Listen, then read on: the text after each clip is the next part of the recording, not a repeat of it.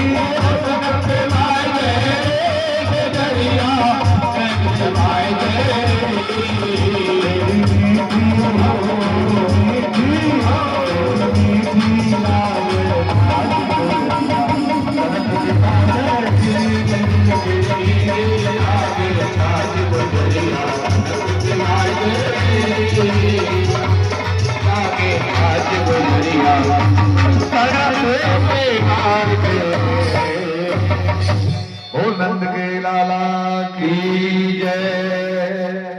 ये कथा भाव की है, ये कथा रस की है, इस कथा में प्रेम है, भगवान की लीलाएं प्रेम की है।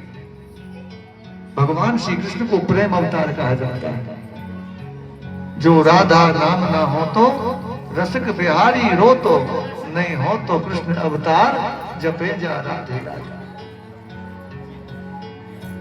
गोपियों का मन प्रभु में इतना अनुरक्त था कि एक क्षण का विरह भी गोपियों को कल्प के समान बीतता था। यदि एक दिन भी भगवान के दर्शन नहीं हुए गोपियों को, तो वो दिन गोपियों को एक कल्प के समान लगता था। एक गोपी को आज 3 दिन हो गए, भगवान के दर्शन नहीं हुए। उस गोपी ने अपने घर में रो रो के बुरा हाल कर लिया। भगवान उस गली में आए ही नहीं। उस गोपी ने सोचा शायद मुझसे कुछ अपराध हो गया जो भगवान मेरी गली में नहीं आया। और वह गोपी भगवान के दर्शन करने हाथ में एक पात्र लेकर के गोबर का आज यशोदा मैया के घर पहुंच गई। दरवाजे से चिल्लाने लगी, यशोदा जी, नंद रानी जी, ओ महारानी जी। यशोदा मैया निकल के आई, हाँ जी कहो क्या बात। मैया, मैंने एक बिटोरा डोबने का काम शुरू कर दिया था, लेकिन बिटोरा डोबते डोबते गोबर कम पड़ गया। तनक अपने गोबर में से कुछ गोबर मिल जाएगा।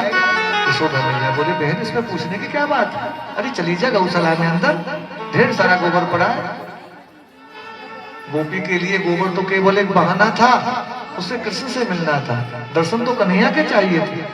अब गोपी इधर उधर देखती जा रही है, झरोकों को देख रही है, कमरों को देख रही है। यशोदा मैया बोली, लाली तू बावरी तो ना है गई, कभी या कमरा में घुसे कभी या कमरा में घुसे। अरे ये गौशाला इतके हैं, इतके बंदे मेरी गैया। हाँ मैया अभी जाओ। भगवान गोपी के भाव को समझ गए। लेकिन भगवान को भी आनंद आता है भगत को विरह देने में, सताने में मन लगता है। जब तक एक प्रेमी दूसरे प्रेमी को नहीं सताता तब तक प्रेम की वृद्धि नहीं हो सकती। यही तो प्रेम है।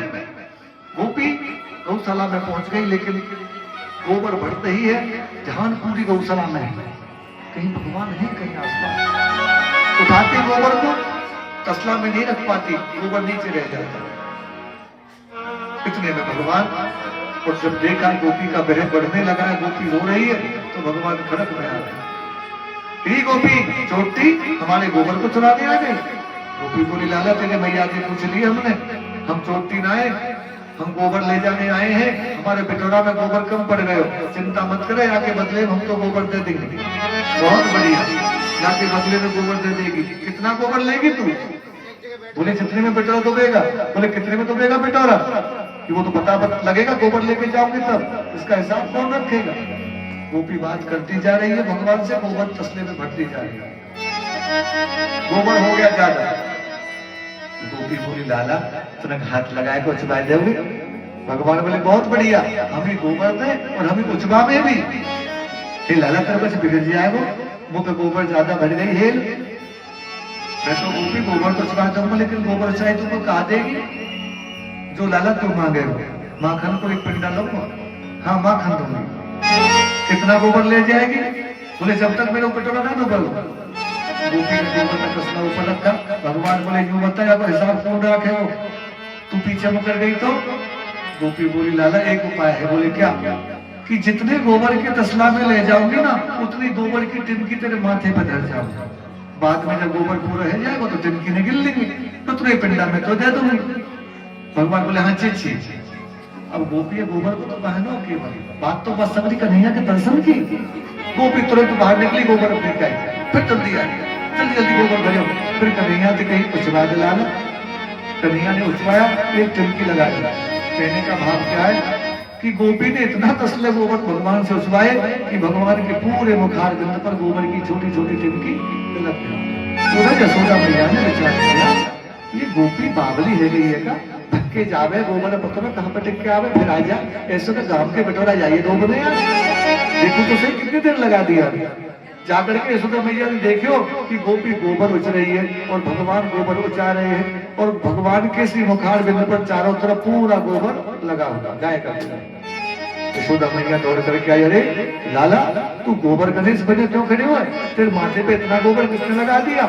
मैया ने दौड़ करके आंचल से लाला का मुखमंडल साफ किया। भगवान ने एकदम हाथ पकड़ लिया, अरे मैया उन्हें हमारा हिसाब बिगड़वा दिया। कैसो हिसाब लाला? अरे मैया तो इन्हें पतो ये गोपी एक नंबर की झूठी है, बेईमान है। हमने गिनती कर रखी जितने गोबर के तसला से यहाँ पे ले जा रही ना, वहाँ के बदले बदले माखन के पिंड बोल देती। मैया यशोदा को हंसी आ गई, वारे मेरे गोबर गणेश, तेरे घर में का माखन की कमी है तो तू गोपिन के गोबर के माखन के पिंडा बनावे। ये गोपियों का भाव है श्रोताओ। जिस दिन ये गोपी भाव में आ जाएगा ना, सच बता रहा हूँ जीवन सफल हो जाएगा। जिस दिन गोपी भाव में आ गया ना, जीवन धन्य हो जाएगा। गोपियों के भाव के लिए कितने जन्म तपस्या करनी पड़ती है, तब जाकर के गोपी भाव आता है। गोपियां कोई साधारण नहीं थी, गोपियां तो असाधारण थी, जो भगवान के नित्य सहचरी थी, जिन्होंने जन्म जन्म तपस्या करके भगवान से गोपी भाव मांगा था। जो गोपियों को अनपढ़ कहते हैं, जो गोपियों को मूर्ख कहते हैं, वो वास्तव में गोपी भाव जानते हैं। आज भी गोपी भाव पाने के लिए देवर्षि नारद जी तपस्या कर रहे हैं। आज भी गोवर्धन में भगवान नारद तपस्या कर रहे हैं। आज भी गोपी भाव पाने के लिए माता लक्ष्मी बेलवन में तपस्या कर रही है। आज भी गोपी भाव पाने के लिए सप्त ऋषि वृंदावन में तपस्या कर रहे हैं। आज भी वृक्ष के प्रत्येक वृक्ष को ऋषि कहा गया है, जो गोपी भाव पाने के लिए तप कर रहा है। ये गोपी भाव को साधारण भाव नहीं है, ये उच्च कोटि का भाव है। इस प्रेम में विषय नहीं है, इस प्रेम में समर्पण है। गोपियों के प्रेम में त्याग था, गोपियों के प्रेम में भोग नहीं था। कितना विशुद्ध भाव है गोपी भाव। ऐसी माधुर्य की लीला को देख देख करके गोपियों का मन केवल भगवान में लगा हुआ था। एक तो यशोदा मैया के घर जब गोपी शिकायत लेकर के गई, तो यशोदा मैया ने गोपियों को धमकाया, देख लाली तुम्हारी कबूतना मैंने शिकायत सुन ली है, तुम मेरे लाला चोर बताओ, लेकिन मेरो लाला चोर ना है। तुम कादरा मेरे लाला पर गलाओ तो मैं तुम्हारी बात मानूंगी। सारी गोपियों ने मिष्टिकोट बनाई। जया, विजया, ललिता, सखा, मालती, पद्मिनी, अनेक गोपियों ने एक सभा बुलाई और कहा आज कन्हैया को चोरी करके रंगे हाथ पकड़ना है। एक गोपी जिसका नाम था विशाखा, उस गोपी के घर को गोपियों ने खुला छोड़ दिया और माखन छीके पकड़ लिया। भगवान ग्वाल बालों की टोली को लेकर के आज उस गली में निकले, उस गोपी के घर में गए, सारी गोपियां चिपके खड़ी। भगवान ने देखा आज गोपियों को क्या हो गया, आज तो घर भी खुला पड़ा, आज तो बड़ी कृपा भगवान की जो आज माखन फिर भी मिलेगा। ग्वाल बालों को लेकर के भगवान गोपियों के घर में प्रवेश कर गए और ग्वाल मंडली बना करके भगवान से एक ब्राह्मण के आकार से छीके की घड़िया को उतार दिया। जैसे ही भगवान छीके पर चढ़े, इतनी सारी गोपियां एकदम से धम से प्रकट हो गई। जैसे गोपियों को देखा सारे ग्वाल बाल भगवान को अकेला छोड़ के भाग गए। भगवान बोले मारे मेरे मित्रों, मुसीबत आई तो सारे छोड़ के भाग गए। ललिता नाम की सखी ने भगवान को उतारा नीचे। अरे कन्हैया, आज तो बहुत दिनों में हाथ आया हो, तेरी मैया हमारी बात को भरोसा ही ना, तेरी मैया हमारी बात को माने ही ना है, आज तो रंगे हाथों हम पकड़ के ले जाएंगे। भगवान ने रोमनी सी सूरत बना ली और रोमनी सी सूरत बना करके बोले गोपी तेरी सौगंध, अभी तुमने तेरे माखन चाख्यो भी ना है, चोरी जब भी तो मानेगी जब तेरे माखन को खाऊंगा। भगवान ने जब इतने मासूमियत से कहा, गोपी ने बनावटी क्रोध करके कहा अच्छा ये तेरे मुख पर जो माखन लगा है कैसा है, ये माखन नहीं है।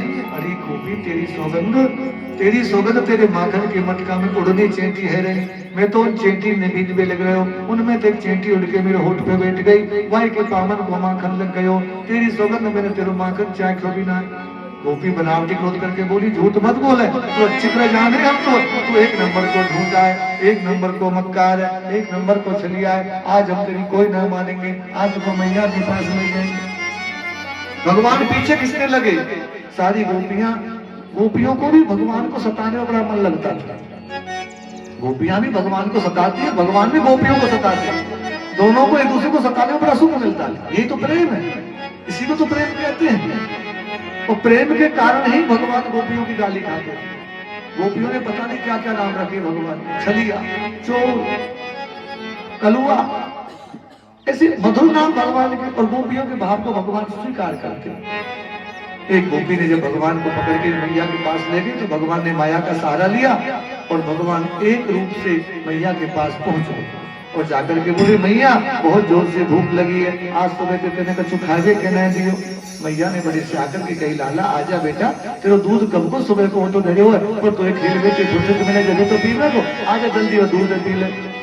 भगवान एक रूप से मैया के घर दूध पी रहे हैं और गोपी के हाथ में जो भगवान पकड़े हुए हैं, भगवान ने रूप बदल के गोपी का छोरा बन गया।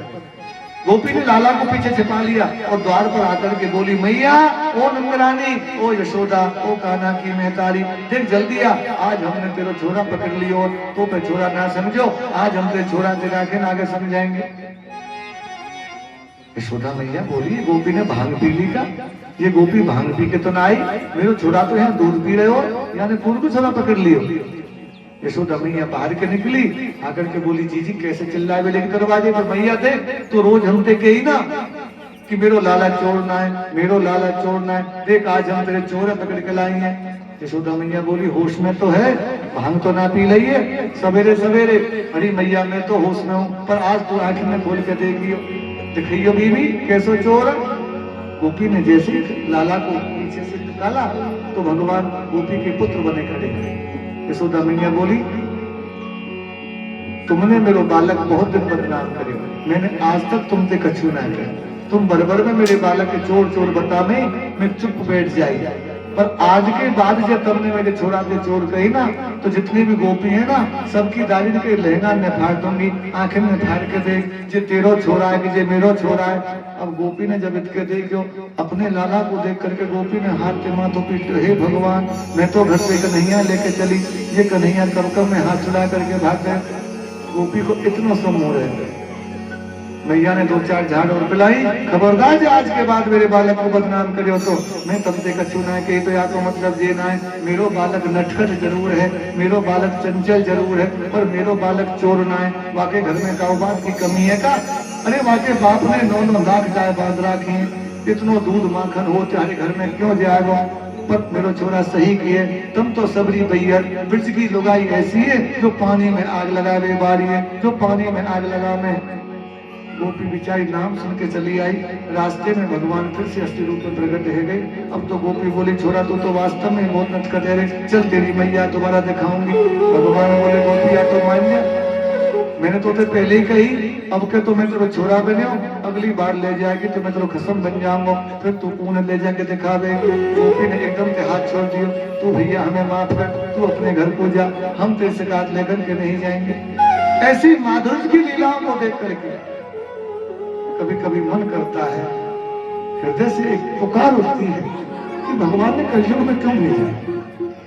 अरे अपने द्वापर में कुत्ता बिल्ली बना के पटक लेते, कम से कम भगवान की लीलाओं को सुनकर के जब इतना रोन खड़ा होता है तो उन लीलाओं का दर्शन करते, उन लीलाओं का यदि हम चिंतन करते तो कितना आनंद आता है। और जब भगवान की इस लीलाओं को याद करते हैं तो मन का मयूर गाने लगता है। द्वापर में जन्म जो ले लेते कान्हा तेरे याद, द्वापर में जन्म जो ले लेते कान्हा तेरे याद, द्वापर में जन्म जो ले लेते कान्हा तेरे याद, द्वापर में जन्म जो ले लेते कान्हा तेरे याद।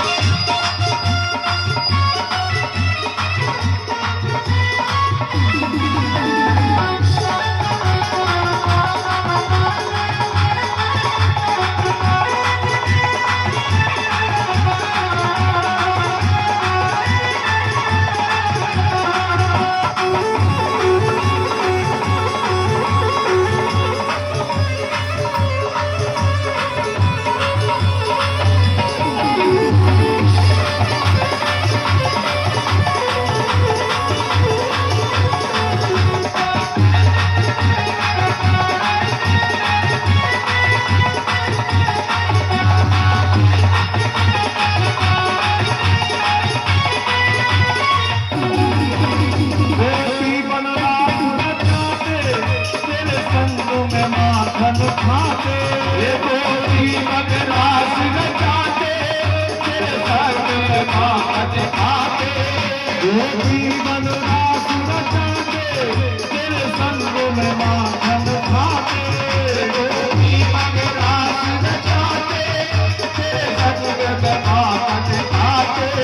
मेरे सब संकट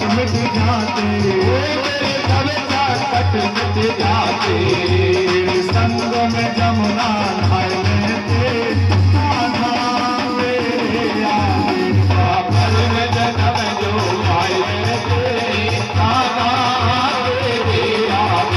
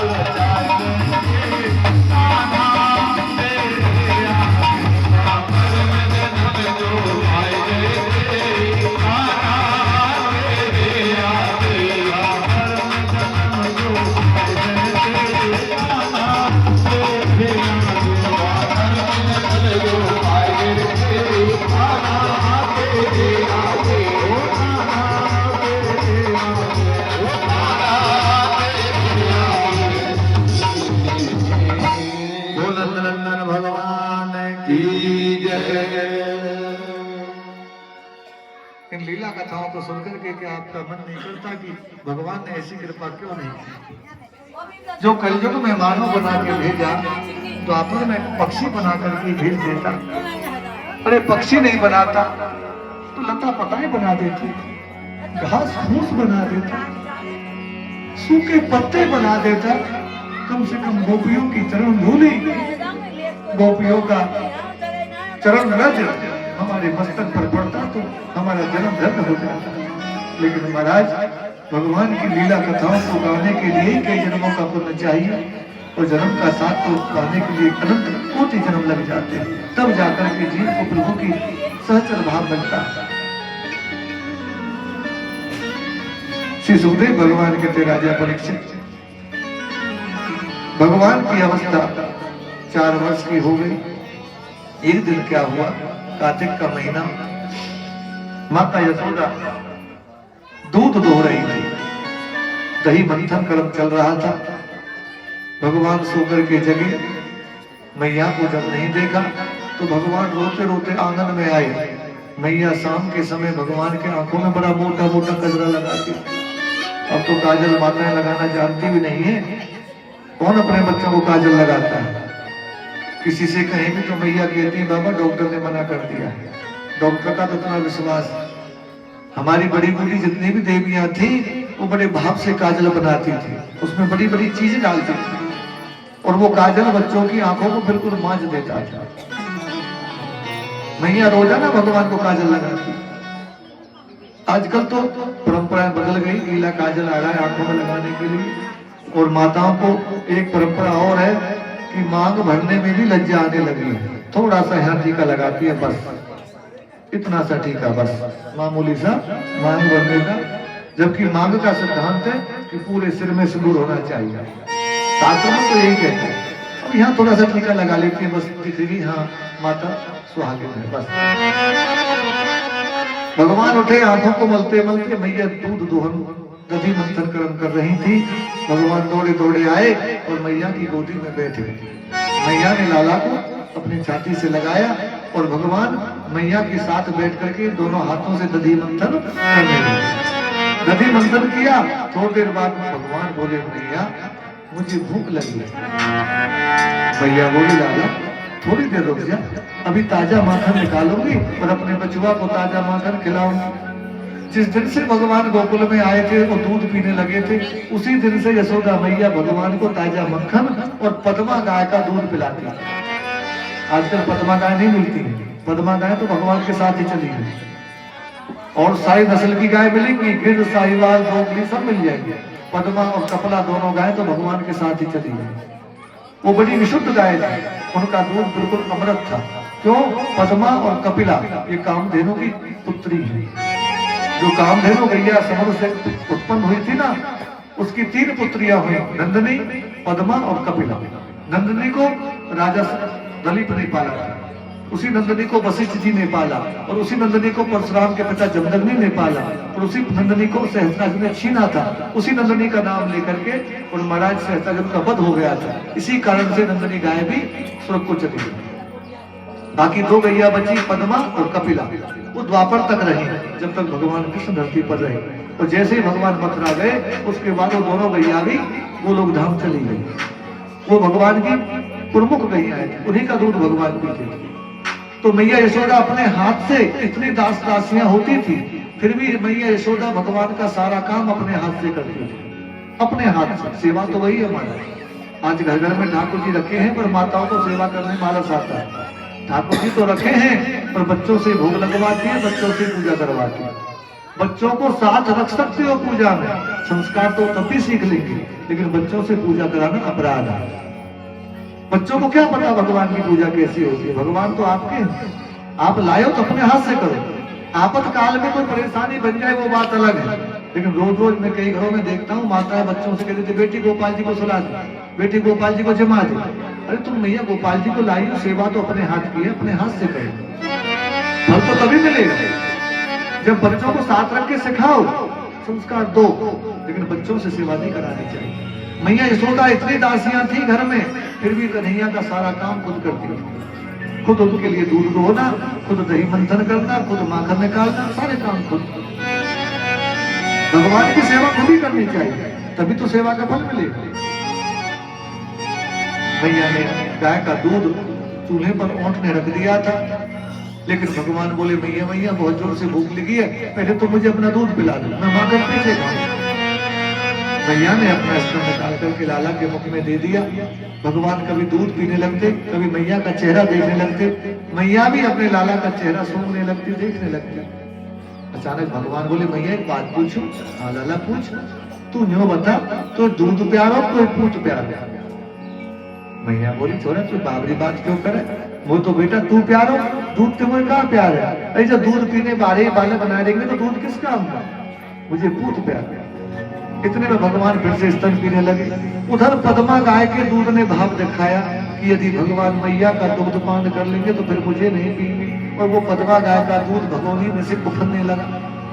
मैया ने जैसे दूध उफनते देखा, एकदम से मैया घबरा गई और अपने छोराए अपने स्तन से हटा करके दूर पटक के ढक के दूध उतार दे चली।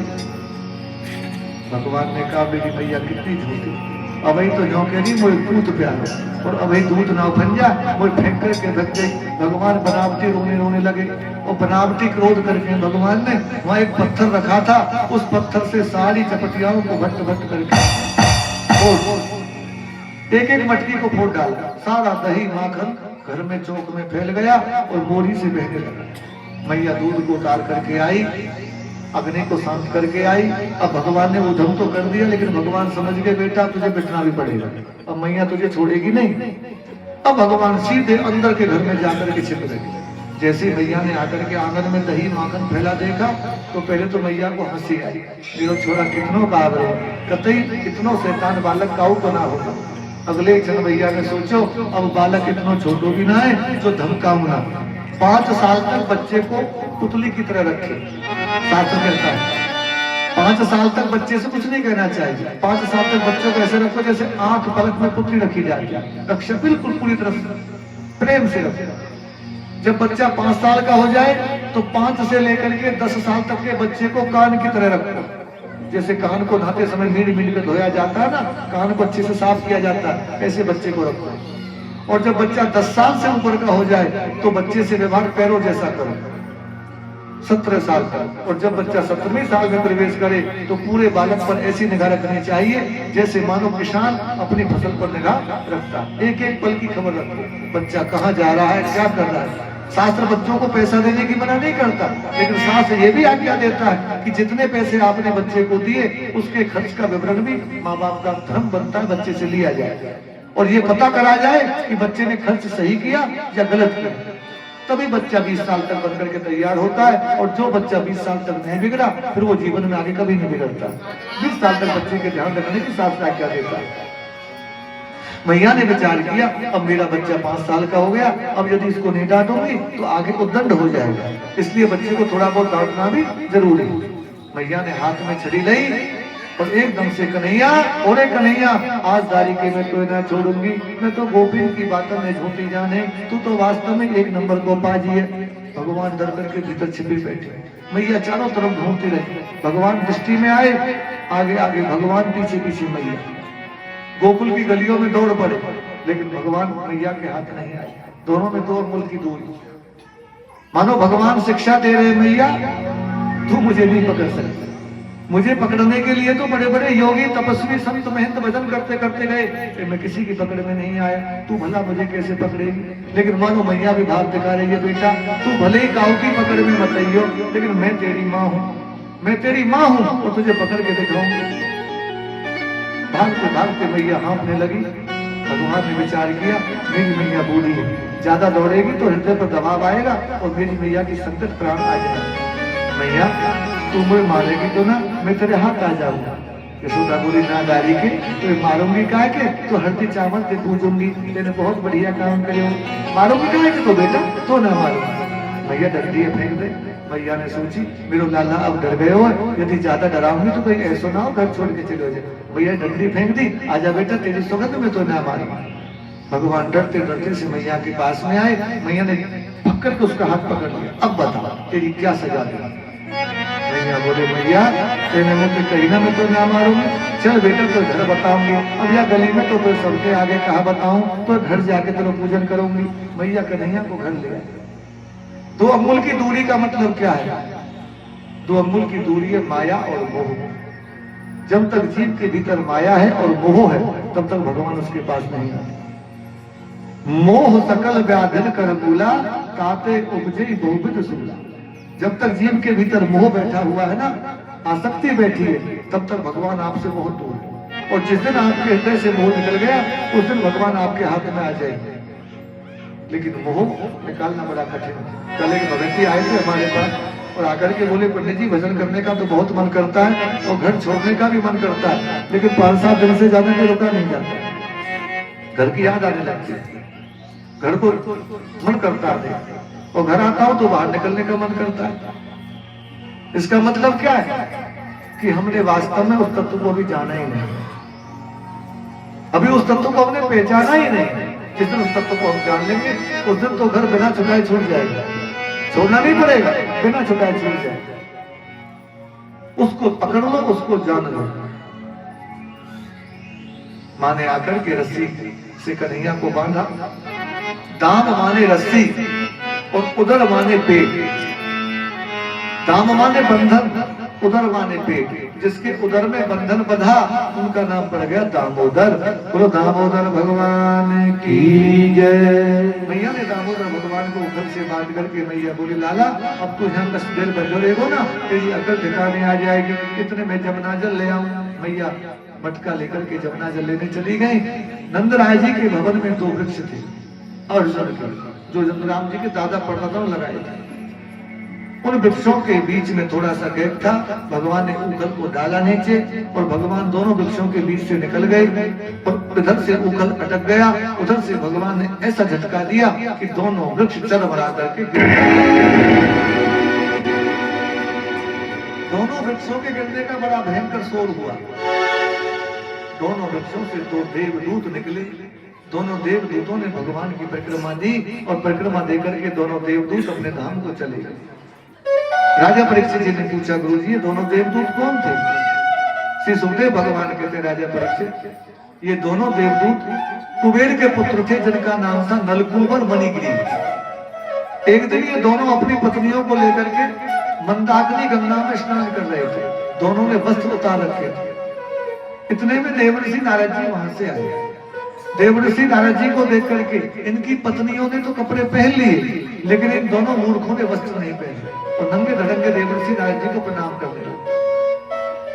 शास्त्र कहता है कि 4-5 अवस्थाओं में कभी भी श्रेष्ठ व्यक्ति को प्रणाम नहीं करना चाहिए। 4-5 अवस्था ऐसी हैं, यदि ब्राह्मण भजन कर रहा हो तो ब्राह्मण के चरण मत छूना, दूर से प्रणाम कर लेना, चरण मत छूना।